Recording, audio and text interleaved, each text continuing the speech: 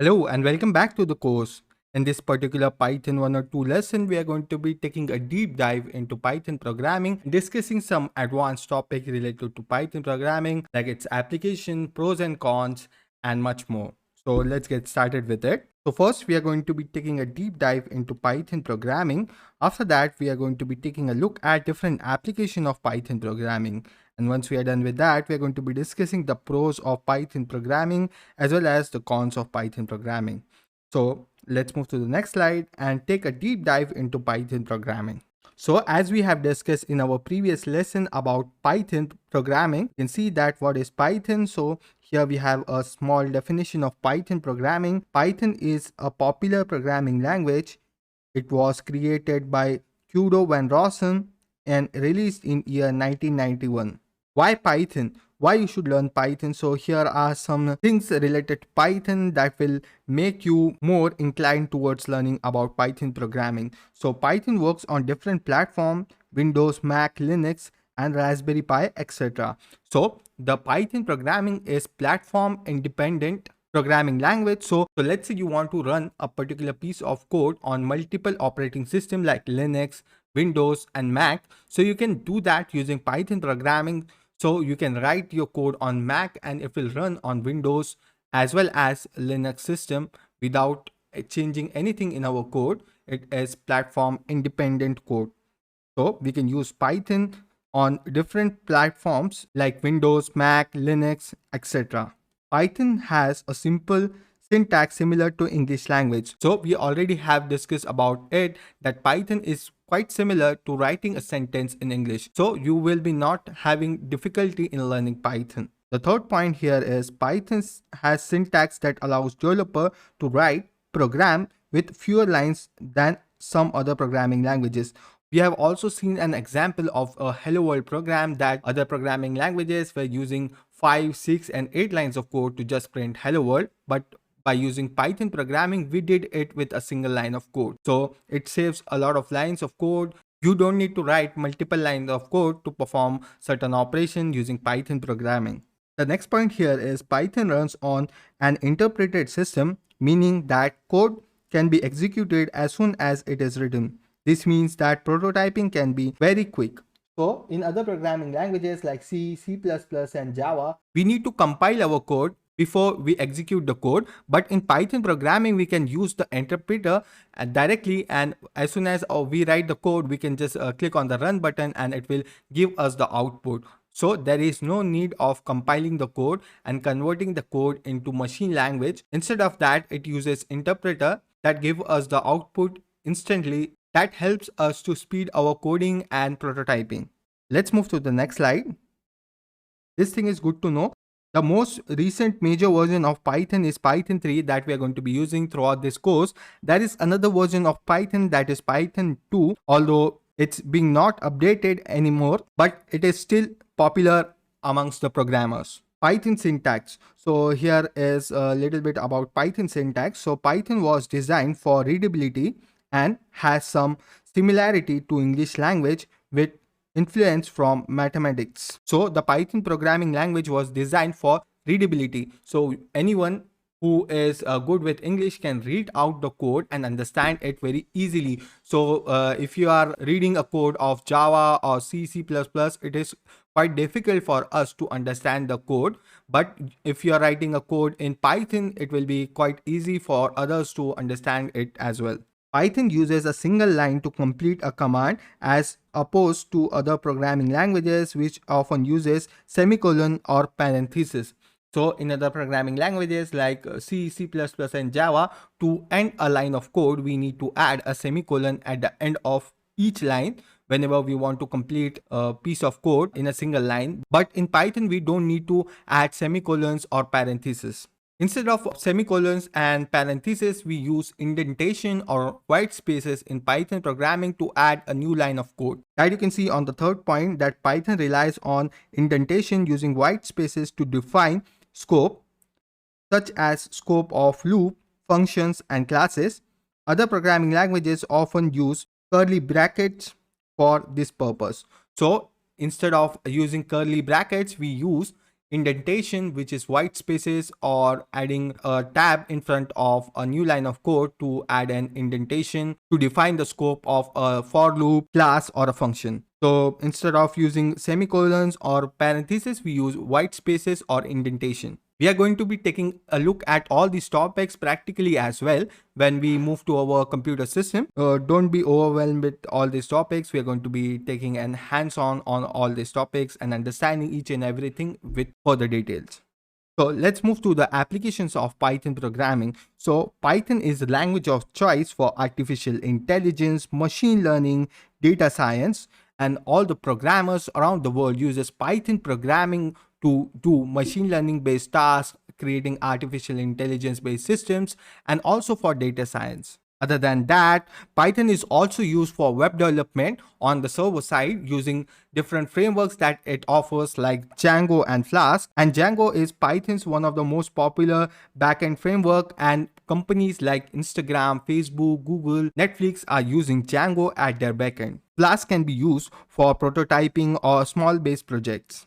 Python can be also used to create different automation based systems. It can be also used in computer vision based applications using OpenCV library. It is also used to program this microcomputer that is called Raspberry Pi, and we can create different automation based systems using that.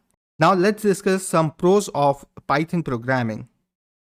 So here you can see the first pros of Python programming is that it is beginner friendly. So Python is an excellent platform for beginners who want to step into coding. This programming language is easy to learn, understand, and code, as it does not include too many technicalities. So in other programming languages, you need to learn a lot about the programming language, as well as you need to understand the syntax first, and there are a lot of technicalities in the backend also that you need to know before getting started with that particular programming language like C, C++, and Java. But in Python, you don't need to learn a lot about Python, or you don't need to go in depth in the technicalities of Python. You can easily learn Python, and it is one of the most beginner friendly programming language. The second pro of Python is it has a large community around the globe. So the Python community boasts many coders, developers, professionals, and students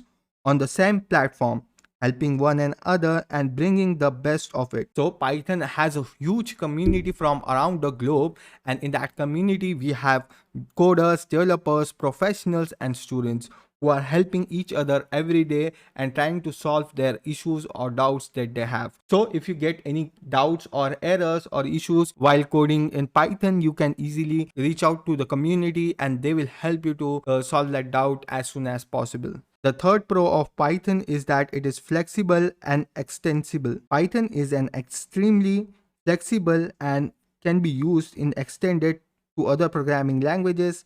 Developers can write code in C and C++ and build new features into dynamically typed language. So we can use C or C++ programming language to add some more functionality into our Python code. The third pro of Python programming is that it has extensive libraries. So Python features an extensive set of libraries and contains code for various purposes like documentation generation, regular expression, web browser, unit testing, CGI, database, image manipulation, etc. Hence, it eliminates the need to write the complete code manually. So, in Python, we have different libraries that we can import into our code and use it. So, we don't need to write the entire code from scratch. So, let's say you want to create a face detection system. So, you can use OpenCV for that, and you can just import that into your code. So you don't need to write everything from scratch. You can use a pre-written code that somebody else has already developed, and you just need to import that into your code and you will be good to go to create your face detection system easily. So that is another pro of Python, that it has extensive libraries, so you don't need to write any code from scratch. You will be getting some boilerplate code or some pre-written code that you can use in your project. The next point is that it is highly scalable. So Python is scalable and many apps are in market to prove it. Instagram and Pinterest are two of the most popular apps, receiving millions of requests successfully.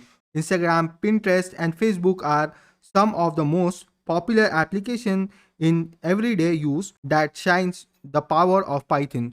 So Instagram and Pinterest, Facebook are one of the example of Python, that how scalable is Python, and they are using Django framework in the backend to create these applications like Instagram, Facebook, and Pinterest. One last pros of Python is that it is portable, as we discussed previously. So Python is portable, which means it can be run on any other platform. Here, you need to code only once and you can run it anywhere. This is called write once and run anywhere. This makes it easier for the developers to work with Python, as they do not need to make changes to it in case they want to run it on other platforms like Mac, Linux, or Windows.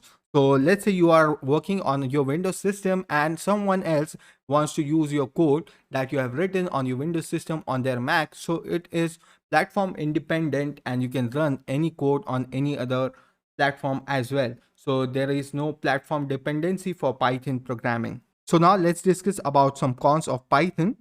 So the first con of Python is that it is slower than the compile language. So if other programming languages are using compiler, the Python uses interpreter. So here you can see Python is slower compared to other non-compiled programming languages, as it requires a lot of computational power. So in other programming languages, we first need to compile the code and after that we can execute the code. But in Python, we can do it directly with the help of the interpreter, but it requires a lot of computation, which makes Python slow as compared to the compiled programming languages. So let's take a deep dive into what is interpreted and compiled programming languages. So a compiled language is converted into machine code so that the processor can execute it. An interpreted language is a language in which the implementation, execution, and instruction are directly without earlier compiling a program into machine language. The compiled program run faster than the interpreted program. So interpreted code is slower as compared to the compiled programming language. So the C, C++, and Java are compiled programming languages, and Python is a interpreted language, which makes it slower as compared to them. But it does not make that much difference while you're writing the code. And in C, C++, and Java, we have an additional step of compiling the code, and after that we can execute the code. But in Python, we can just click on the run button and it will produce the output instantly. One last con of Python is that it has security issues. So Python is not 100% secure. You need to take necessary steps to ensure the code security. However, performing the right QA testing can fix the con. So if we perform proper QA testing, in that case, we can eliminate this security issue as well. So I think Python is one of the best programming language for beginners. So you don't need to think much about the cons of Python. Instead of that, you can focus on the pros of Python and get started with Python as soon as possible. And I think that was it for this particular lesson. So let's move to the next lesson and get started with Python now.